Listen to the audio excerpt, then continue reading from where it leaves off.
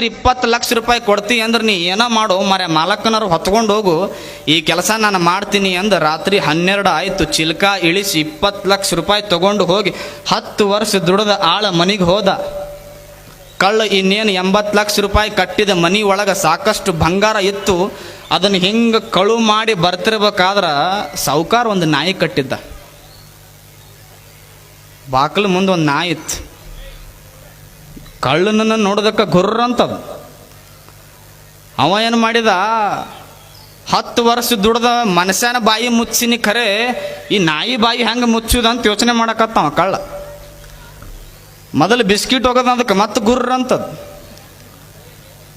Bread ಹೋಗಿನು ಬಾ, ಮಾಲಕ್ಕಂದು ಸಾವುಕಾರ ನಾಯಿ ಇರಬೇಕು, ಬ್ರೆಡ್ ಹೋಗಿನು ಬಾ ಅಂತ ಬ್ರೆಡ್ ಹೋಗದ ಮತ್ತೆ ಗುರ್ರ ಅಂತದ ಅವನಿಗೆ. ಹೋಲಿದಕ್ಕೆ ಬಂಗಾರ ಇಷ್ಟ ಆಗ್ತದೆ ಏನು ನೋಡುನಂತ ಬಂಗಾರ ಬಿಸ್ಕಿಟ್ ಒಗದ ಮತ್ತೆ ಗುರ್ರ ಅಂತದು ನಾಯಿ ಹೇಳ್ತದಂತ ಮನುಷ್ಯನಿಗೆ, ಕಳ್ಳ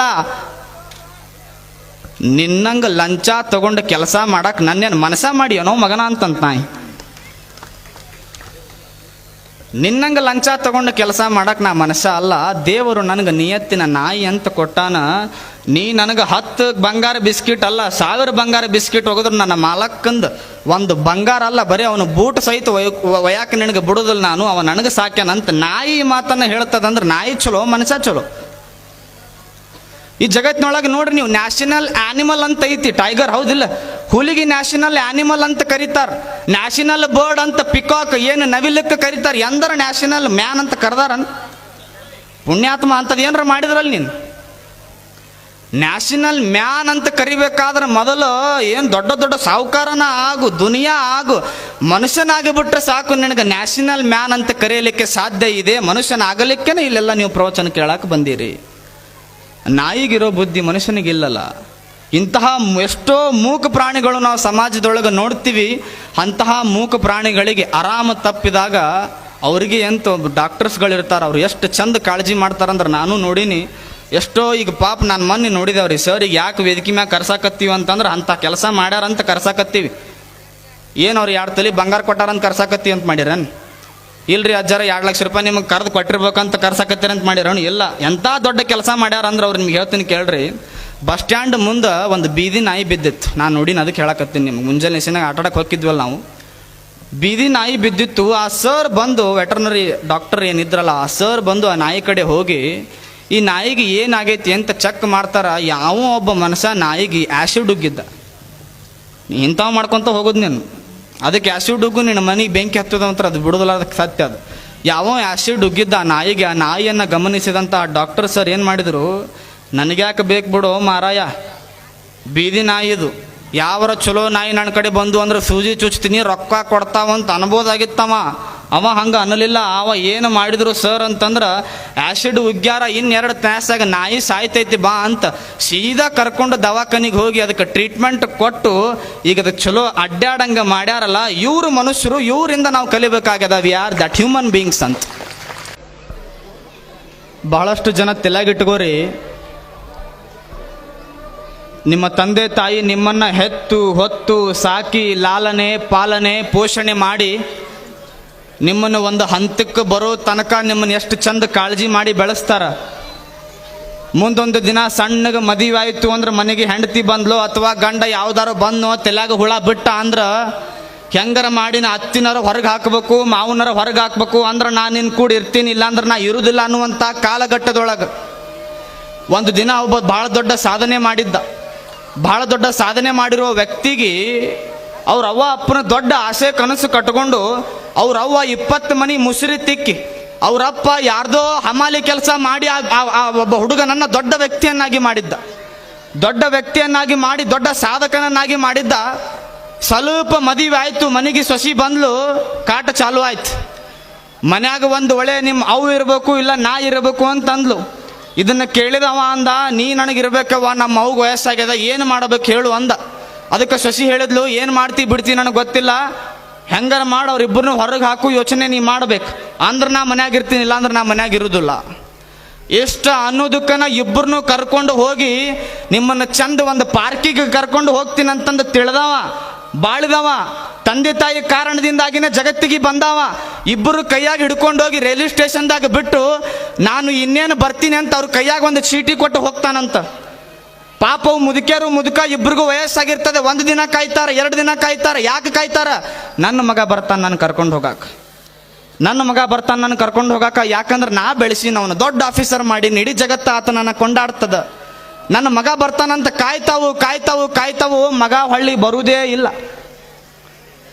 ಆ ಚೀಟ್ಯಾಗ ಪಾಪ ಅವಕ್ಕೆ ಬರೋದಿಲ್ಲ. ಅವು ಕನ್ನಡ ಇಂಗ್ಲೀಷ್ನೊಳಗೆ ಬರ್ದಿರ್ತಾನ, ಕನ್ನಡದೊಳಗೆ ಬರ್ದಿರ್ತಾನ. ಅವು ಇಲ್ಲಿಟ್ರೇಟ್ ಇರ್ತಾವ, ಅವಕ್ಕೇನು ಗೊತ್ತಾಗೋದಿಲ್ಲ. ಯಾರೋ ಒಬ್ರು ಮಗ್ಲಿರ್ತಾರ, ನೋಡ್ರಿ ನನ್ನ ಮಗ ಚೀಟ್ಯಾಗ ಏನೋ ಬರೆದು ಕೊಟ್ಟಾನ, 3 ದಿನ ಆತು ಬರ್ತೀನಂತ ಹೇಳಿ ಹೋದಾವ, ಇನ್ನೂ ಬಂದಿಲ್ಲ. ಚೀಟ್ಯಾಗ ಏನಾರ ನಂಬರ್ ಕೊಟ್ಟಿರ್ಬೇಕು ಪಾಪ, ಇಲ್ಲ ನನ್ನ ಕರ್ಕೊಂಬರಾಕ ಅದಕ್ಕೆ ಏನಾರ ಆಕ್ಸಿಡೆಂಟ್ ಅದು ಆಗಿರ್ಬೇಕು, ಜೀವಕ್ಕೆ ಏನಾಗ್ಯದ, ನಾ ಕರಳು ನುಸಾಕತ್ತದ, ಏನಾಗ್ಯದ ನೋಡ್ರಿ ಅಂತ ಚೀಟಿ ಕೊಟ್ಟು ಒಬ್ಬನಿಗೆ ಕರೆದು ಕೇಳಿದ್ರೆ ಅವ್ರು ಮುದುಕಿ ಚೀಟಿ ಒಳಗೆ ಏನು ಬರ್ದಿತ್ತು ಗೊತ್ತೇನ್? ಚೀಟಿ ಒಳಗೆ ಅವ ಪುಣ್ಯಾತ್ಮ ಬರ್ದಿದ್ನಂತ, ಮಹನೀಯರೇ ಓದುಗಾರರೇ ಈ ಚೀಟಿಯನ್ನ ಓದುವರೆ, ನಿಮಗೆ ಏನು ಕೇಳ್ಕೊಳ್ಳೋದು ನಾವು ಒಂದ, ಯಾರು ಈ ಚೀಟಿ ಓದಾಕತ್ತೀರಿ ನಮ್ಮ ಅವ್ವ ಅಪ್ಪನ ವೃದ್ಧಾಶ್ರಮಕ್ಕೆ ಬಿಟ್ಟು ಬರ್ರಿ ಅಂತ ಬರ್ದಿದ್ನಂತ. ಇಂಥ ಸಮಾಜದೊಳಗೆ ನಾವು ಬದುಕಾಕತ್ತೀವಿ. ಯಾರಿಂದ ನಾವು ಈ ಕಲ್ತೀವಿ, ಯಾರಿಂದ ನಾವು ದೊಡ್ಡ ಮಾತಾಡಕ್ಕೆ ಕಲ್ತೀವಿ, ಯಾರಿಂದ ನಾವು ದೊಡ್ಡ ವ್ಯಕ್ತಿಗಳಾಗಿ ಬದುಕೀವಿ, ಕಡಿಕ ಯಾರಿಂದ ನಾವು ಸಮಾಜದೊಳಗೆ ಗುರುತಿಸಿಕೊಳ್ತೀವಿ. ತಂದೆ ತಾಯಿ ಅಲ್ಲೇನು ಸ್ವಲ್ಪ ಮನ್ಯಾಗ ಜಗಳ ಆಯ್ತು, ಅತ್ತಿ ಬಂದ್ಲು, ಗಂಡಿನ ಮಾತು ಕೇಳಿ ಹೆಂಡತಿ ಮಾತು ಕೇಳಿ ಹೆತ್ತ ಅವನು ಹೋಗಿ ವೃದ್ಧಾಶ್ರಮಕ್ಕೆ ಹಾಕ್ತೀರಾ ನೀವು ಮನುಷ್ಯರು ಪಿಸಾಚಿಯರು ಅಂತ ನಾನು ಕೇಳಕ್ಕೆ ಇಷ್ಟಪಡ್ತೇನೆ. ಇಂಗ್ಲೀಷ್ನೊಳಗೆ ಭಾಳ ಚಂದ ಒಂದು ಮಾತಿತ್ತು, we should not speak, we should ever speak, we should not speak ever, but our success should speak ಅಂತ ಹೇಳ್ತಾರೆ. ನಾವು ಮಾತಾಡಬಾರ್ದು, ನಮ್ಮ ಸಾಧನೆ ಏನೈತಲ್ಲ ಇಡೀ ಜಗತ್ತೇ ಕೊಂಡಾಡುವ ಹಾಗೆ ಮಾತನಾಡಬೇಕು. ಒಂದು ಸತ್ಯ ಹೇಳಕ್ಕೆ ಇಷ್ಟಪಡ್ತೀನಿ ನಾನು, ಅದು ಈ ವೇದಿಕೆ ಮ್ಯಾಗ ಭಾಳ ಸತ್ಯ ಅನ್ನಿಸ್ತದೆ. ಗುಂಡ್ಲಗೇರಿ ಅಂತ ಒಂದು ಊರು ಬರ್ತೈತೆ ಗೊತ್ತನ್ರಿ? ಹುಣಸಗಿಂದ ನೀವು ಎಡಕ್ಕೆ ತೊಗೊಂಡ್ರಿ ಅಂದ್ರೆ ಗುಂಡ್ಲಗೇರಿ ಅಂತ ಊರು ಬರ್ತದೆ. ಕಾವ್ಯ ಸ್ವಾಮಿ ಹಾಕೊಂಡು ಅವ್ನ ತಾಕತ್ ಹೆಂಗಿತ್ತು, ವಿರಕ್ತಜ್ಜರ ತಾಕತ್ ಹೆಂಗಿತ್ತು ಅಂದ್ರೆ 2008 ಒಳಗೆ ಆ ಗುಂಡ್ಲಗೇರಿ ಗ್ರಾಮಕ್ಕೆ ಅಜ್ಜರು ಹೋಗ್ತಾರೆ. ನೀವು ನಂಬುದಿಲ್ಲ, ಈ ದೃಷ್ಟಾಂತ ನೀವು ನಂಬುದಿಲ್ಲ. 2008ಕ್ಕೆ ಗುಂಡ್ಲಗೇರಿ ಗ್ರಾಮಕ್ಕೆ ಅಜ್ಜರು ಹೋಗ್ತಾರ. ಊರು ತುಂಬ ಎಲ್ಲ ಬರೀ ರಾಡಿ ಇರ್ತೈತಿ, ಹಳ್ಳಿ ಅಂತಂದ ಮ್ಯಾಗ ರಾಡಿ ಇರ್ತದ, ಚರಂಡಿ ಇರ್ತದ. ಅದನ್ನ ನೋಡಿದ್ರಂಥ ಕಾಲು ಅಜ್ಜರಿಗೆ ಏನೋ ಅನಿಸ್ತಾವ. ಊರಿನ ಮಂದಿ ಕರೆದು ಹೇಳ್ತಾರೆ, ಎಲ್ಲಿ ತಕ ನೀವು CC ರೋಡ್ ಮಾಡಿಸೋದಿಲ್ಲ, ಅಲ್ಲಿ ತಕ ನಾವು ಊರಿಗೆ ಬರೋದಿಲ್ಲ ಅಂತ ಹೇಳಿ ಒಂದ ಮಾತು ಹೇಳಿ ಬರ್ತಾರ. ಮುಂದೆ 2 ತಿಂಗಳದಾಗ ಗುಂಡ್ಲಿಗೆಯವ್ರು ಎಲ್ಲರೂ ಸೇರಿ ಒಗ್ಗಟ್ಟಾಗಿ ಗೂಡಿ ಇಡೀ ಊರನ್ನೇ CC ರೋಡ್ ಮಾಡ್ತಾರಂದ್ರೆ ವಿರಕ್ತ ಜನ ತಾಕತ್ ಎಂಥದ್ದಿತ್ತು ಅಂತ ಕ್ಷಣ ಯೋಚನೆ ಮಾಡಿ. ರಾಜಕಾರಣಿ ಮಾಡೋದು ದೊಡ್ಡದಲ್ಲ ಅಣ್ಣ, ದೊಡ್ಡ ನಾಯಕ ಮಾಡೋದು ದೊಡ್ಡದಲ್ಲ, ಜಾತೀಯತ್ವಗೆ ಮಾತಾಡೋದು ದೊಡ್ಡದಲ್ಲ. ಒಬ್ಬ ಕಾವಿದಾರಿ ಇಡೀ ಊರ ಅಭಿವೃದ್ಧಿ ಮಾಡ್ತಾನಂತಂದ್ರೆ ಇದೇ ವಿರಕ್ತಜ್ಜರ ಶ್ರೇಷ್ಠ ಶಕ್ತಿ ಆಗಿತ್ತು ಅಂದ್ರೆ ತಪ್ಪಾಗೋದಿಲ್ಲ. ಇಡೀ ಊರ ಅಭಿವೃದ್ಧಿ ಮಾಡ್ಯಾರ. ಹೆಂಗೆ ಅಭಿವೃದ್ಧಿ ಮಾಡ್ಯಾರ? ನೀವೆಲ್ಲ ಅಂತಿರ್ಬೋದು, ನೀವು ಕಣ್ಣು ಐತ್ರಿ, ಆಕ್ಟಿವ್ ಅದಿರಿ, ಓಡಾಡ್ತೀರಿ, ಸ್ವಚ್ಛ ಮಾಡ್ಕೊಂತ ಹೋಗ್ತೀರಿ ಅಂತ. ದಿವ್ಯ ದೃಷ್ಟಿಯವ್ರದ್ದು ಹೆಂಗಿತ್ತು ನೋಡ್ರಿ, ಬರೀ ಹೋಗೋದಕ್ಕೆ ಗುಂಡ್ಲಿಗೆರೆಗೆ ಹೋಗೋದಕ್ಕೆ ಸಾಕು, ಪೂರ ಹೊಲಸಿದ್ದಿದ್ದು ಊರನ್ನು. ಅವ್ರ ಉದ್ದೇಶ ಏನಿತ್ತು ಗೊತ್ತಂದ್ರೆ, ಉದ್ದೇಶ ಏನಿತ್ತು ಅಂದ್ರೆ ವಿರಕ್ತಜ್ಜರು ಹೇಳಿರೋ ಉದ್ದೇಶ ನಾ ಬಂದ್ರೆ ಸ್ವಚ್ಛ ಇರ್ಬೇಕಂತಲ್ಲ, ನನ್ನ ಕಾರಣದಿಂದಾಗಿ ಇಡೀ ಊರ ಅಭಿವೃದ್ಧಿ ಆದ್ರೆ ಸಾಕು ಅನ್ನುವಂಥ ದೂರದೃಷ್ಟಿ ಹೊಂದಿರುವಂಥ ವಿರಕ್ತ ಸ್ವಾಮಿಗಳು ಕೊಡೋಣ ಅಂತ ಹೇಳ್ತಾ, ಮತ್ತು ನಿಮ್ಮ ಮಕ್ಕಳ ಜ್ವಾಕ್ಯ ಅವು ಎಲ್ಲರೂ ಓಡಾಕೋತಂದ್ರೆ ಜಕೋರ ಮಗ್ಲಿಟ್ಕೋರಿ ಖರೆ ಎಲ್ಲೂ ಬಿಡಬೇಡ್ರಿ ಅವನು.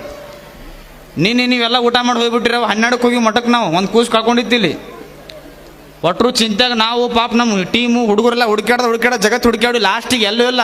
ಅವ್ರ ಅಪ್ಪ ಅವ್ವ ಎಲ್ಲ ಇಲ್ಲೇ ಅದಾರ. ಅದು ಹುಡುಗಿ ಸಾಣದು ಹೋಗಿ ಮನೆ ಮಕ್ಕೊಂಡ್ಬಿಟ್ಟಿದ್ದು ಆರಾಮ್ಸೆ. ಹಿಂಗೆ ಅಕ್ಕವ ಯಾವ, ಅದಕ್ಕೆ ಹೇಳ್ತೀನಿ, ದಯವಿಟ್ಟು ಚಿಂತೆ ಹಚ್ಬೇಡ್ರಿ ನಮ್ಗೆ. ನಿಮ್ಮ ಮಕ್ಳು ಎಲ್ಲಿರ್ತಾವಲ್ಲ ಕರ್ಕೊಂಡು ಬಗ್ಲಾಗ ಕುಂದ್ರಸ್ರಿ ಅವಕ್ಕೆ, ಚೈ ಬಿಡ್ರಿ ಮಕ್ಕೋತಾವಲ್ಲೇ ನಡಿತೈತಿ, ನೀವು ಮಕ್ಕೊಂಡಿರಿ ಅಂತೀನಿ. ಮತ್ತು ನಾನು ಅದು ಕಾಳಜಿ ಇರಲಿ. ಒಂದು ಕತೆ ಹೇಳ್ರೆ, ಹೇಳಂದ್ರೆ ಹೇಳ್ತೀನಿ ರೀ. ಒಂದು ಗುಡಿ ಇತ್ತವ, ಗುಡ್ಯಾಗ ದಿವಸ ಸಂಜೆ 5 ಆಯಿತು ಅಂದ್ರೆ ಪಾಪ ಪೂಜಾರಿ ಪೂಜೆ ಮಾಡ್ತಿತ್ತದು. ದಿವಸ 5 ಹಾಕೊಳ್ಳೇ ಪೂಜೆ ಮಾಡೋದು ಬರೋದು ಮಾಡ್ತಿತ್ತು. ಒಂದು ದಿನ ಸಂಜೆ 5ಕ್ಕೆ ಒಂದು ಹಂದಿಗಳ ಗುಂಪು ಬಂದು ಗುಡ್ಯಾಗ ಮಕ್ಕೊಂತು. ಆಶ್ಚರ್ಯ ಆಯಿತು ಪೂಜಾರಿಗೆ. ಪೂಜಾರಿ ಹಂದಿಗಳಿಗೆ ಕೇಳಿದ, ಅಲ್ಲ ನಿನಗೆ ಆದಂತಹ ದೇವರು ಒಂದು ಸ್ಥಾನವನ್ನು ನಿರ್ಮಾಣ ಮಾಡಿ ಕೊಟ್ಟಿದ್ದಾನೆ, ನಿಮ್ಗೆ ಗಟ್ರಗಳಂತ ಅದಾವು, ತಿಪ್ಪಿಗಳಂತ ಅದಾವು, ಇವಕ್ಕೆಲ್ಲ ಹೋಗಿ ಮಲ್ಕೊಳ್ರಲ್ಲ, ನಿಮ್ಗೆ ಯಾರು ಬೇಡ ಅಂದಾರ? ಇದು ಅಜ್ಜನ ಸ್ಥಾನ ಅದ. ಒಂದು ಭಾವೈಕ್ಯತೆಯ ಏನೋ ಭಕ್ತರು ಬಂದು ಪಾಪ ಇಲ್ಲೆಲ್ಲ ಒಂದು ಮನಸ್ಸು ಶುದ್ಧಿ ಇಟ್ಕೊಂಡು ನನಗೆ ಚಲೋ ಆಗ್ತೈತಿ ಅಂತ ಬರ್ತಾರ. ನಿಮ್ಮನ್ನು ನೋಡಿದ್ರೆ ಮನಸ್ಸು ಹೇಸಿಗೆ ಮಾಡ್ಕೋತಾರ, ಮಲ್ಕೋಬೇಡ್ರಿ ಅಂತ ಪಾಪ ಹಂದಿಗಳಿಗೆ ಪೂಜಾರಿ ಬೇಡ್ಕೊಂಡ. ಹಂದಿಗಳು ಭಾಳ ಚಂದ ಉತ್ತರ ಕೊಟ್ಟು, ಪೂಜಾರಪ್ಪ ನಾವು ಒಪ್ಕೊಂತೀನೋ, ನನಗಾಗಿ ದೇವರು ತಿಪ್ಪಿ ಮಾಡ್ಯಾನ, ನಾವು ಒಪ್ಕೊಂತೀನಿ. ನನಗಾಗಿ ದೇವರು ಚರಂಡಿಗಳನ್ನು ಮಾಡ್ಯಾನ, ನಾವು ಒಪ್ಕೊಂತೀನಿ. ನಾವು ಒಟ್ಟ ಇಲ್ಲ ಅಂದಿಲ್ಲವು. ದೇವ್ರು ನಮ್ಗೆ ಹಂಗೆ ಮಾಡ್ಯಾನಂತೂ ನಮಗೆ ದುಃಖ ಇಲ್ಲ. ಸಂಜೆ 6 ಆಯಿತು ಅಂತಂದ್ರೆ ನಾವು ನಮ್ಮ ಪಾಡಿ ನಾವು ಮನೆಗೆ ಹೊಕ್ಕಿವೋ, ತಿಪ್ಪ್ಯಾಗ ಹೊಕ್ಕಿವಿ, ಗಟ್ರನ್ಯಾಗ ಹೊಕ್ಕಿವಿ, ಮಕ್ಕೋತೀವಿ, ಇಲ್ಲ ಅನ್ನೋದಿಲ್ಲ. ಎಂತಹ ತಲೆ ನಮ್ಗೆ ಕೆಡಾಕತ್ತೈತಿ ಅಂತಂದ್ರೆ